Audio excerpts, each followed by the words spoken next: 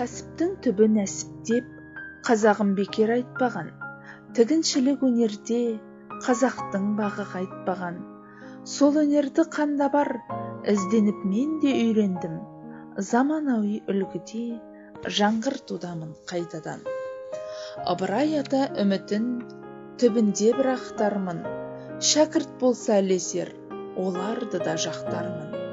Қазақтың бағзы өнерін түрлендіріп жаңартып, күллі әлемнің алдында мақтанармын, мақтармын. Бекзат ханым, айтыңызшы, осы кәсіпке келуіңізге кім түрткі болды? Бұл кәсіпке дейсің бе? Кәсіпке келуіме себепкер болған менің ұстазым болатын. Ұстазы жақсының ұстаны жақсы демекші. Ұстаздан алған білімімнің арқасында осы кәсіпті бастадым.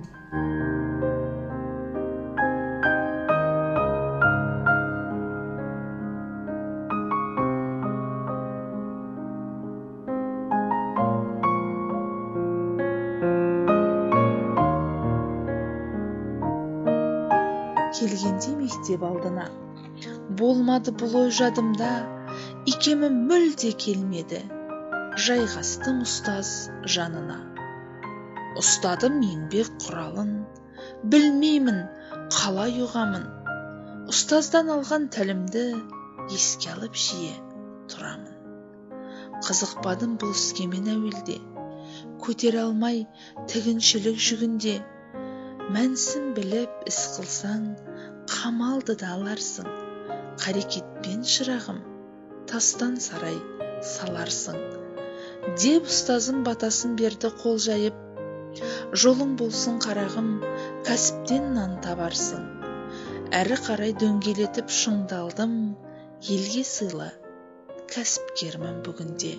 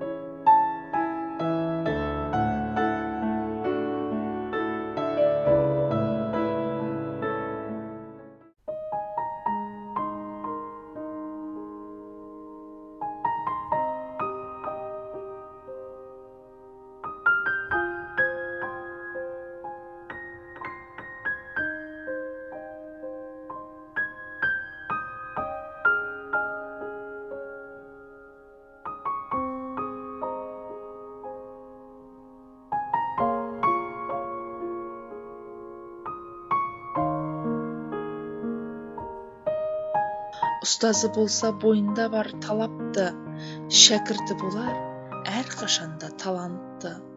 Ұстаздарға жаудырамыз мың алғыс, ұлы істің бәрі ұстаздан тарапты. Ұлылықтың жолында ұстаз тұрар алдында, ұлық ұстаз сөздерін ескерусіз қалдырма.